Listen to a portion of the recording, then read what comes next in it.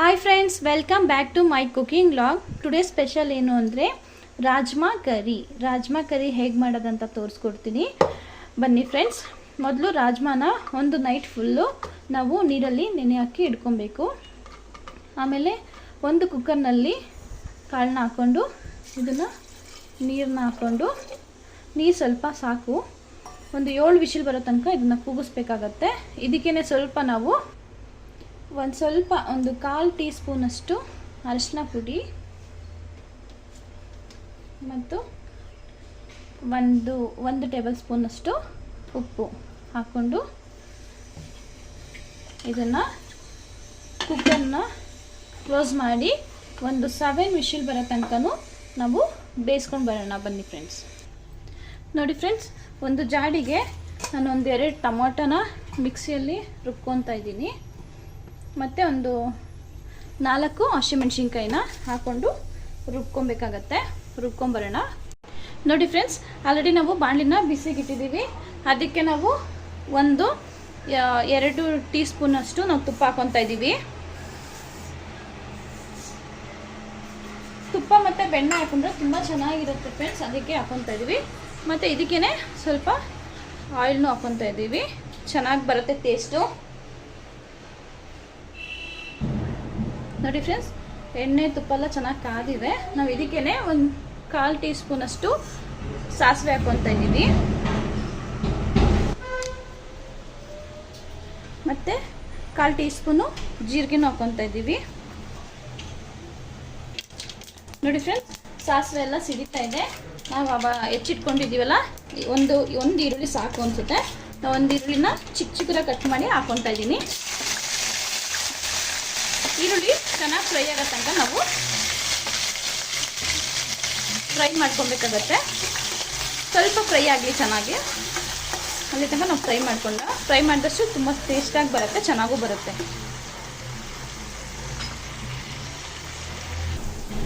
ನೋಡಿ ಫ್ರೆಂಡ್ಸ್, ಈರುಳ್ಳಿ ಎಲ್ಲ ಸ್ವಲ್ಪ ಫ್ರೈ ಆಗಿದೆ. ನಾವು ಇದಕ್ಕೇನೆ ಇವಾಗ ಒಂದು ಟೊಮೊಟೊನ ನಾನು ಕಟ್ ಮಾಡಿ ಇಟ್ಕೊಂಡಿದ್ದೀನಿ, ಅದನ್ನೇ ಹಾಕ್ಕೊತಾ ಇದ್ದೀನಿ.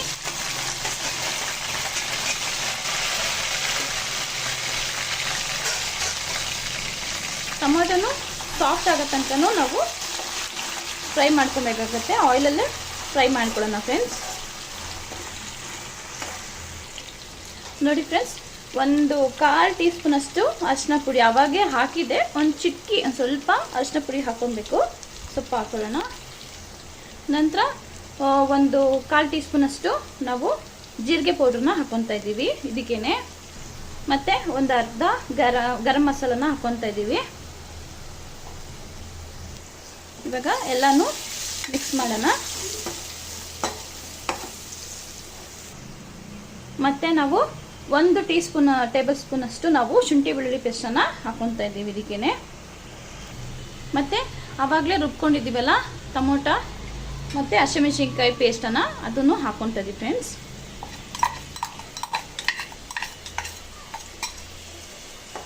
ಇವಾಗೆಲ್ಲ ಚೆನ್ನಾಗಿ ಮಸಾಲೆ ಟೊಮೊಟೊದ ಹಸಿ ಸ್ಮೆಲ್ಲು ವಾಸನೆ ಹೋಗೋ ತನಕ ನಾವು ಚೆನ್ನಾಗಿ ಫ್ರೈ ಮಾಡ್ಕೊಬೇಕಾಗತ್ತೆ.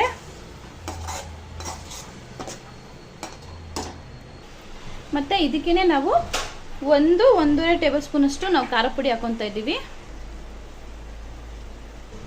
ಮತ್ತು ಇದಕ್ಕೇ ಒಂದು ಅರ್ಧ ಟೀ ಸ್ಪೂನಷ್ಟು ನಾವು ಉಪ್ಪನ್ನು ಹಾಕ್ಕೊತಿದ್ದೀವಿ. ಕಾಳು ಬೇಯಿಸ್ಬೇಕಾದ್ರೆ ಆಲ್ರೆಡಿ ನಾವು ಉಪ್ಪು ಹಾಕಿದ್ದೀವಿ. ಸೊ ನೋಡಿಕೊಂಡು ರುಚಿಗೆ ತಕ್ಕಷ್ಟು ಉಪ್ಪನ್ನ ಹಾಕ್ಕೊಡಿ ಫ್ರೆಂಡ್ಸ್. ಇವಾಗ ಇದನ್ನು ಚೆನ್ನಾಗಿ ನಾವು ಫ್ರೈ ಮಾಡಬೇಕಾಗತ್ತೆ. ಮಸಾಲೆನ ಎಷ್ಟು ಚೆನ್ನಾಗಿ ನಾವು ಫ್ರೈ ಮಾಡ್ತೀವೋ ಅಷ್ಟು ಸೂಪರಾಗಿ ರಾಜ್ಮಾ ಗ್ರೇವಿ ಚೆನ್ನಾಗಿ ಬರುತ್ತೆ ಫ್ರೆಂಡ್ಸ್. ನೋಡಿ, ಟೊಮೊಟೊ ಎಲ್ಲ ಆಲ್ರೆಡಿ ಸಾಫ್ಟಾಗಿ ಬಿಟ್ಟಿದೆ.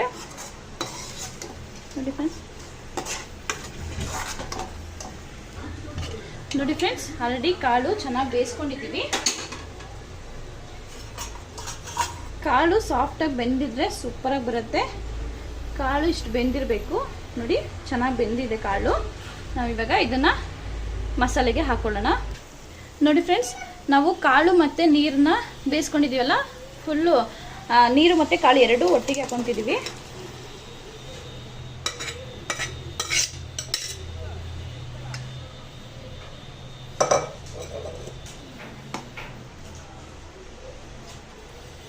ಇದು ಚೆನ್ನಾಗಿ ಇವಾಗ ಮಸಾಲೆಯಲ್ಲೇ ಫ್ರೈ ಆಗಬೇಕು. ಅಲ್ಲಿ ತನಕ ನಾವು ಫ್ರೈ ಮಾಡ್ಕೊಳ್ಳೋಣ. ನೋಡಿ ಫ್ರೆಂಡ್ಸ್, ಸೂಪರಾಗಿ ಬರುತ್ತೆ ಈ ಥರ ಮಾಡಿದರೆ. ಚೆನ್ನಾಗಿ ಫ್ರೈ ಆಗಲಿ ಫ್ರೆಂಡ್ಸ್ ಇಷ್ಟು ತನಕ. ನೋಡಿ ಫ್ರೆಂಡ್ಸ್, ಮಸಾಲೆ ಎಲ್ಲ ಸೂಪರಾಗಿ ಚೆನ್ನಾಗಿ ಫ್ರೈ ಆಗಿದೆ. ನಾವು ಇದಕ್ಕೇನೆ ಕೊತ್ತಂಬರಿ ಸೊಪ್ಪನ್ನ ಹಾಕ್ಕೊಂಡು ಒಂದು 2 ಸೆಕೆಂಡು ಹಿಂಗೆ ಕಲಿಸ್ಕೊಳ್ಳೋಣ. ಸೂಪರಾಗಿ ಬರುತ್ತೆ. ನೋಡಿ ಫ್ರೆಂಡ್ಸ್, ರಾಜ್ಮಾ ಕರಿ ಸೂಪರಾಗಿ ರೆಡಿಯಾಗಿದೆ.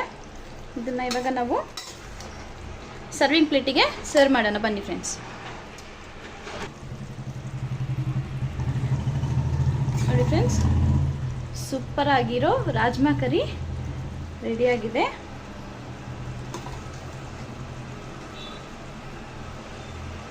ನೋಡಬೇಕು ಅಂದ್ರೆ ಸೂಪರಾಗಿ ಕಾಣಿಸ್ತಿದೆ ಫ್ರೆಂಡ್ಸ್. ತುಂಬ ಒಳ್ಳೆಯದು ಫ್ರೆಂಡ್ಸ್. ಈ ಕಾಳು ರಾಜ್ಮಾ ಕಾಳು ಅಂದರೆ ಸೂಪರಾಗಿ ಹೆಲ್ತಿಗೆ ಒಳ್ಳೆಯದು, ತುಂಬ ಬೆನಿಫಿಟ್ ಇದೆ. ನೋಡಿ ಫ್ರೆಂಡ್ಸ್, ಸರ್ವಿಂಗ್ ಪ್ಲೇಟಿಗೆ ಹಾಕಾಗಿದೆ. ನೋಡಿ ಫ್ರೆಂಡ್ಸ್, ಸೂಪರಾಗಿ ಕಾಣ್ತಿದೆ.